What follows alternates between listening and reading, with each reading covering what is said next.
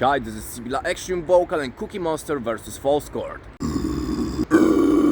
This short video is for those of you who have trouble telling the difference between the Cookie Monster and False Chord sounds. It will help you make sure that you are practicing the exact technique that you want to practice without any unnecessary confusion or waste of time. Compared to False Chord, the Cookie Monster is a much grittier and more rolling sound. Something like this. Something like this. It also feels much more throaty and more constricted, and the placement is located in the upper back part of the larynx. The sound creates much bigger vibration than the False Chord, and it doesn't need as much support from the core muscles as False Chord.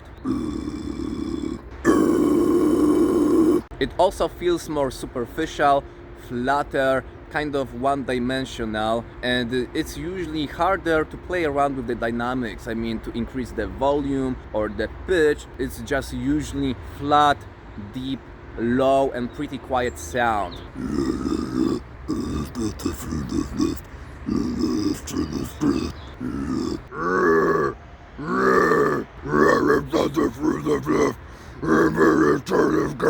Don't you think that it sounds a bit like modern Chris Barnes? And when it comes to False Chord, it's much easier to increase the volume or the pitch, especially when you are more experienced. I am not the fruit of love. The fruit of God. I am not the fruit of love. Am I a child of God? I am not the fruit of love. Am I a child of God? But it doesn't mean that the Cookie Monster is something bad. It's just a different tool than False Chord. So if you look for something more open, more dynamic, easier to modify, something more aggressive, less constricted in the throat, less throaty, more free, then False Chord is a much better option for you. But you can find Cookie Monster in a lot of brutal death metal bands, in slam bands, and some people also blend Cookie Monster with False Chord to create various types of gutturals and clogged toilet noises. So it can be pretty good. It's a problem only if you want to practice, let's say, pure False Chord scream or growl, but instead of that, you practice the Cookie Monster sound. Those are two completely different types of sounds, different characteristics, different possibilities.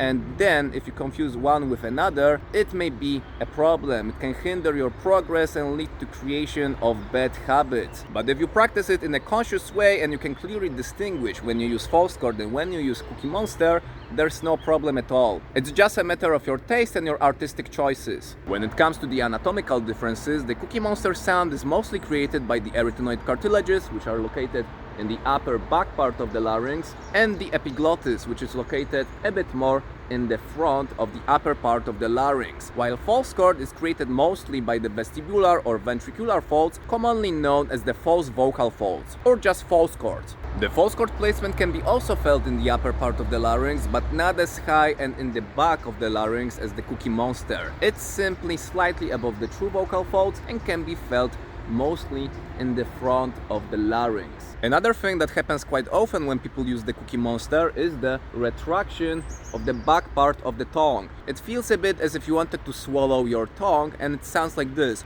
It's something like that. It's called the knuddle. La la la la la la. Some people call it the Kermit voice. This position of the tongue when it's almost swallowed positions the whole larynx in such a way that makes it extremely easy to find the Cookie Monster sound. You just retract your tongue. You add a bit of support and a bit of anger.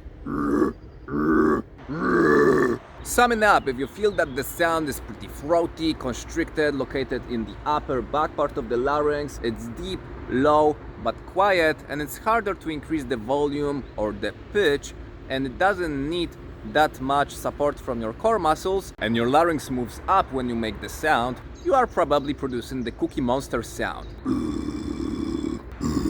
And if the sound is located more in the upper front part of the larynx, feels more open, more dynamic, more aggressive, and sounds like barking or growling animals, you are probably using False Chord.